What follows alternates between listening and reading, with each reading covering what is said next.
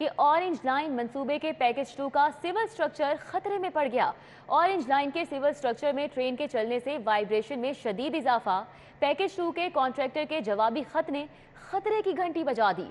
तो orange line मंसूबे के पैकेज 2 का सिविल स्ट्रक्चर है जो कि खतरे में पड़ गया और एलडीए नेस्पाक की वजाहत में स्ट्रक्चर की सेफ्टी पर सवालात उठ चुके हैं। चुबुर्जी से अली टाउन तक पैकेज 2 का स्ट्रक्चर थरथराहट से मुतासिर हो रहा है। 2018 से डीजल लोकोमोटिव पर चलने से और ऑरेंज ट्रेन का स्ट्रक्चर महफूज रहा। इस हवाले से मजीद बात कर लेते हैं। हमें ज्वाइन किया है दुरे नायाब ने। दुरे नायाब, आगाह कीजिएगा, मजीद क्या डिटेल सामने आई हैं? जी बिल्कुल, ऑरेंज लाइन मेट्रो ट्रेन जो मंसूबा है इसमें 2018 पे जब इसको ऑपरेशन किया जा रहा था तो लोकोमोटिव यानी कि डीजल पे इंजन से इसको प्रैक्टिकल चलाया गया और उस वक्त भी इतनी वाइब्रेशन नहीं थी। वाइब्रेशन का इजाफा जो है वो 2020 के बाद हुआ। 2020 के बाद अब से लेकर 2022 हो चुका है। इसमें मुसलसल इसकी वाइब्रेशन में इजाफा हो रहा है और थरथराहट से जो है सिविल स्ट्रक्चर को नुकसान पहुंच रहा है। अब इन तमाम बातों की जो कली है वो कंट्रैक्टर के ख़त ने खोल दी है, जिस पे बार बार ये मलबा गिरा रहे थे। इस हवाले से एलडीओ काम कंट्रैक्टर जो है वो मास ट्रांजिट अथॉरिटी और मास ट्रांजिट अथॉरिटी फिर एलडीओ कंट्रैक्टर पे ये जिम्मेदारी आयद करने की कोशिश करते थे। लेकिन जो ख़त सामने आया है उसमें इस चीज़ का एतराफ़ किया गया है कि ऑरेंज लाइन के स्ट्रक्चर में मुसलसल थरथराहट में इजाफा हो रहा है, जो कि इस खतरनाक हद तक हो रहा है कि अगर ये बढ़ता गया तो इस स्ट्रक्चर की मजबूती जो है वो आती रह जाएगी, उसकी उम्र कम हो जाएगी। इस हवाले से माजी में देखा गया कि मुसलसल ऐसे केसेस सामने आए हैं कि ऑरेंज लाइन के स्ट्रक्चर के ऊपर, स्टेशन के ऊपर कभी फॉल सीलिंग गिर जाती थी, कभी कोई टाइल्स गिर जाती थी और कभी किसी तरफ जो फिनिशिंग का काम था वो मुतासिर होता था। और ये वाइब्रेशन अब बढ़ते बढ़ते इस हद तक हो चुकी है कि अगर शहरी ऑरेंज ट्रेन के नीचे से गुजरें और ऊपर ऑरेंज ट्रेन चल रही हो तो उनको गाड़ी में इसकी वाइब्रेशन महसूस होती है। इस हवाले से लेटर के हवाले से जो बात की गई है वो इसकी इंस्पेक्शन ना होना, व्हील्स की इंस्पेक्शन के साथ साथ जो सेस्मिक आइसोलेटर्स हैं वो ना लगाया जाना, इसका बुनियादी मकसद सामने आया है। ये पैकेज 2 को ज़्यादा हाईलाइट किया गया है जो कि चुबुर्जी से अली टाउन तक है। उसके कंट्रैक्टर के ख़त के मुताबिक ये जिम्मेदारी जो है वो पुराने कंट्रैक्टर और मास ट्रांजिट अथॉरिटी में बनती थी। इस मैकेनिज़्म के SOPs को फॉलो ना करना, उसके लिए कोई टीम ना बनाना, मुसलसल चेक एंड बैलेंस ना रखने से अब इस इंफ्रास्ट्रक्चर को नुकसान पहुँच रहा है, जो बढ़ता बढ़ता इस हद तक हो जाएगा कि इसके इंफ्रास्ट्रक्चर की उम्र कम रह जाएगी। आप हमारे साथ आगाह कर रहे थे, बहुत शुक्रिया। महकमे खजाना का खजाना खाली हो गया। महकमे खजाना ने महकमा स्पेशलाइज्ड हेल्थ को 14 अरब देने की समरी मुस्तरद कर दी है। महकमा खजाना ने महकमा सेहत को एक्सरे फिल्म खरीदने के लिए बजट देने से भी इनकार कर दिया है। तो आपको बताएं कि महकमा खजाना ने महकमा स्पेशलाइज्ड हेल्थ को 14 अरब देने की समरी मुस्तरद कर दी और महकमा स्पेशलाइज्ड हेल्थ ने बिजली, पेट्रोल, तनख्वाहों के लिए बजट मांगा था। महकमा सेहत ने एक्सरे फिल्म खरीदने के लिए भी बजट तलब किया गया था, लेकिन ये जो समरी है वो अब मुस्तरद कर दी गई है। कैसे खोकर एडिटर ब्यूरोक्रेसी हमारे साथ हैं, मजीद तफसीलात उनसे जानेंगे। जी कैसे खोकर? जी, पंजाब का खजाना खाली हो गया है और पंजाब हुकूमत के महकमा खजाना ने समरियाँ जो डिमांड आती थी रकम मांगने की वो मुस्तरद करने का सिलसिला शुरू कर रखा है। महकमा खजाना ने आज जो है वो महकमा स्पेशलाइज्ड हेल्थ केयर की समरी मुस्तरद किया है। महकमा स्पेशलाइज्ड हेल्थ केयर ने हस्पतालों की जो एक्सरे मशीन थी उनके लिए, फिल्म के लिए, बिजली के बिलों के लिए और पेट्रोल की मद में अजाफी तौर पर जो पूरे करने के लिए और दीगर जो अखराजात है O&M जो किराए की बिल्डिंगें हैं उनके अखराजात पूरे करने के लिए 14 अरब रुपये महकमा खजाना से मांगे थे, जिसे सरकार कर दिया कि हमारे माली मसाइल इजाजत नहीं देते और महकमा खजाना ने ये समरी मुस्तरद कर दिया। महकमा खजाना ने महकमा स्पेशलाइज्ड हेल्थ केयर को हदायत किया कि ये जो 14 अरब रुपये है फिल्म एक्सरे खरीदने के लिए, पेट्रोल, बिजली के मद में इजाफी मांगे गए हैं, ये महकमा स्पेशलाइज्ड हेल्थ केयर अपने बजट से पूरे करें। महकमा खजाना के पास बजट नहीं है। जी बहुत शुक्रिया, हमारे साथ कैसे खोखर थे, तफसीलन आगाह कर रहे थे। और अभी आपको बताएं कि महकमा खजाना का महकमा सेहत के लिए तो खजाना खाली है, लेकिन गुजरात पर खजाने की बरसात जारी है। वजीर आला के ज़िला गुजरात में रवां साल 27 अरब देने की मंजूरी दे दी गई है। वजीर आला ने गुजरात पुलिस के लिए 28 करोड़ के फंड्स की भी मंजूरी दे दी है। गुजरात RPO ऑफिस की मुलाजिमिन की तनख्वाहों और अलाउंसेस के लिए फंड्स की मंजूरी, ट्रांसपोर्ट, फर्नीचर, यूटिलिटी स्टोर और बिल समेत दीगर के लिए भी फंड्स की मंजूरी दे दी गई है। अली साही हमारे साथ मौजूद हैं, मजीद तफसीलात उनसे जानेंगे। अली रामे से मजीद तफसीलात जानेंगे। अली रामे, बताइएगा। जी बिल्कुल, गुजरात के लिए क्योंकि 54 अरब रुपए का budget as a supplementary grant approve हो चुका है। अब इसमें सबसे बड़ा मसला ये था कि अब इनको शामिल कैसे किया जाए रवा माली साल के बजट में।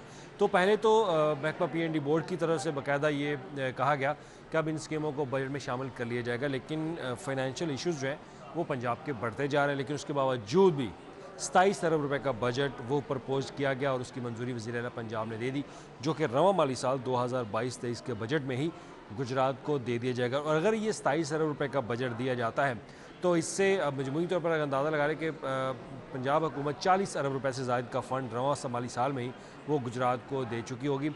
अब इससे गुजरात में क्योंकि डेवलपमेंट के प्रोजेक्ट्स जो हैं वो माननीय वज़ीर आला की सिफारिशात पर भेजे गए और उनकी मंजूरी हो चुकी है और मजमूई तौर पर 70 अरब रुपए से ज़ायद का फ़ंड गुजरात में जो 70 अरब रुपए मालियत के मंसूबे हैं वो मंजूर हो चुके हैं और इसके लिए अब 10 अरब रुपए से ज़ायद का बजट जारी भी हो चुका है और मज़ीद 54 अरब रुपए का बजट वो पंजाब हुकूमत ने as a supplementary grant approve किया, जिसको इंक्लूड किया गया रवा माली साल के बजट में। और इंक्लूड करने के बाद एक मरहला आता है कि फ़ंड का अजरा इस रवा माली साल में कितना किया जाएगा।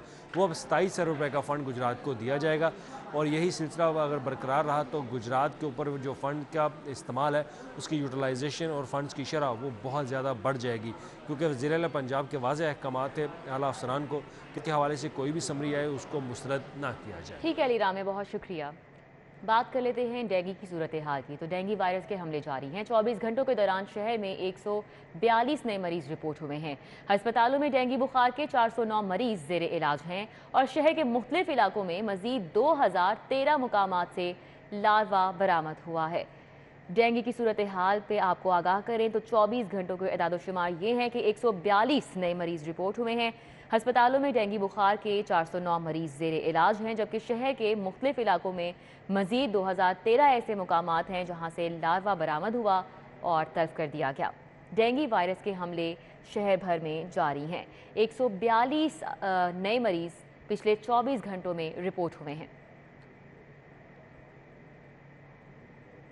और अब बात करेंगे फिजाई आलूदगी की। तो लाहौर आलूदा तरीन शहरों की फहरिस्त में पहले नंबर पर बरकरार है। लाहौर में एयर क्वालिटी इंडेक्स की शरह 190 रिकॉर्ड की गई है, जबकि कोट लखपत में एयर क्वालिटी इंडेक्स 287 और डिफेंस में 280 रिकॉर्ड किया गया है। शहर के मुख्तलिफ इलाकों में एयर क्वालिटी इंडेक्स कितना रिकॉर्ड किया गया, कोमल असलम हमारे साथ हैं, उनसे जान लेते हैं। जी कोमल। शहर लाहौर में मौसम काफ़ी करवट दिखा रहा है। इस वक्त दर्जा हरारत भी 29 रिकॉर्ड किया जा रहा है। खुनकी में इजाफा हो चुका है और इस वक्त तक खुनकी महसूस की जा रही है। माहिरीन बता रहे हैं शाम के औकात में खुनकी में मज़ीद इजाफा भी होगा। ठंडी हवाओं का रुख जो है मज़ीद तेज़ी पकड़ेगा। और मैं आपको ये भी बताती चलूँ कि मौजूदा दर्जा हरारत 29 रिकॉर्ड किया जा रहा है और आइंदा 24 घंटों के दौरान बारिशों के हवाले से जैसे कि मैंने बताया कि इम्कान नहीं है। देख रहे हैं कि स्मोकी सिचुएशन भी वर्स्ट हो रही है और इसी तरह एयर क्वालिटी इंडेक्स भी बुरे तरीके से मुतासर हो रहा है। तो लिहाजा शहरी जो है वो कोशिश करें कि ऐसे अवामिल जो कि बाइस बन रहे हैं फ़िज़ाई आलूदगी फैलने के, उसको जो है वो आहिस्ता आहिस्ता कम करें और उनका इस्तेमाल जड़ से ख़त्म करने की अपने तौर पर जो है वो भरपूर कोशिश करें, क्योंकि इदारे तो काम कर रहे हैं लेकिन ये तब तक पॉसिबल नहीं होगा मुकम्मल तरीके से जब तक हर शहरी जो है वो बतौर शहरी अपना फ़र्ज़ नहीं निभाएगा। बहुत शुक्रिया कोमल। महकमा स्पेशल एजुकेशन के पास खुसूसी बच्चों को पिक एंड ड्रॉप करने के लिए डीजल ख़त्म हो गया। डीजल दस्तयाब ना होने के बायस 38,000 खुसूसी बच्चों को पिक एंड ड्रॉप करने वाली बस सर्विस 2 हफ्तों से बंद है। पिक एंड ड्रॉप सर्विस बंद होने के बायस वालिदैन को शदीद परेशानी का सामना है। जुनैद रियाज हमारे साथ हैं, उनसे तफसीलात जान लेते हैं। जुनैद, बताइएगा कौन जिम्मेदार है इसका और अभी तक क्या मौक़िफ़ सामने आ सका है एजुकेशन अथॉरिटीज़ की जानिब से?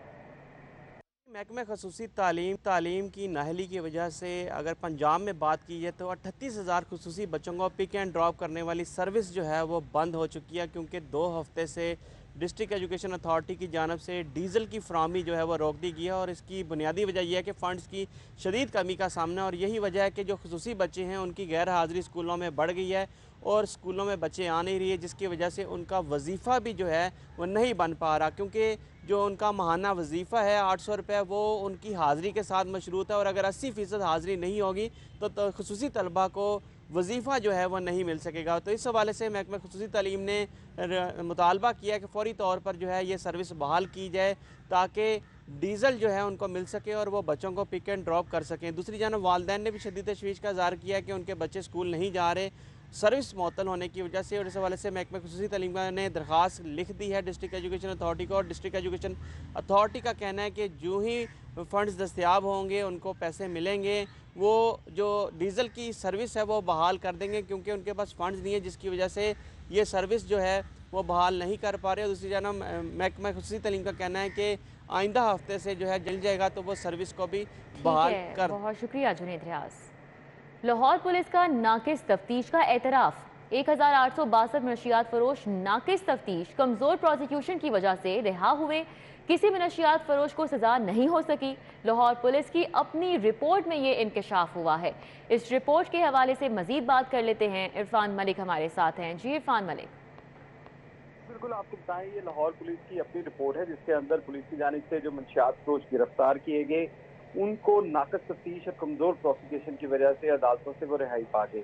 किसी भी मंशियात फरोश को पुलिस सजा नहीं दिलवा सकी। और ये पुलिस की अपनी रिपोर्ट है, जिसके मुताबिक 1862 मंशियात फरोश जो हैं वो उनको गिरफ्तार किया गया मुख्तलिफ वाक़यात के अंदर। और उनमें से 70% ऐसे थे जो गिरफ्तारी के बाद जेल की हवा भी ना खा सके, जबकि एक ऐसा भी मंशियात फरोश है जो 15 बार पुलिस की जानिब से गिरफ्तार किया गया और मजमूई तौर पर वो सिर्फ 12 दिन जेल में रहा, और उसके बाद वो रिहाई के बाद दोबारा इन कामों में मुलविस हो गया। और ये रिपोर्ट जो है पंजाब पुलिस की, लाहौर पुलिस की जो है वो तैयार की गई, और इसमें ये बताया गया कि मंशियात फरोशी के लिए जो तालीमी इदारे हैं और अंदरून शहर और पोश इलाकों में आदि मुजरमान, इनका हदफ है शहर की सड़कों पर इस वक्त 5000 से जायद मंशियात फरोश आपको नशा का इस्तेमाल करते हुए दिखाई देते हैं, जबकि 5 से 7 लाख अफराद घरों या ठीक है। ये हौलनाक इंकशाफात हुए हैं। पुलिस की अपनी ही रिपोर्ट। शुक्रिया इरफान मलिक हमारे साथ थे, आगाह कर रहे थे।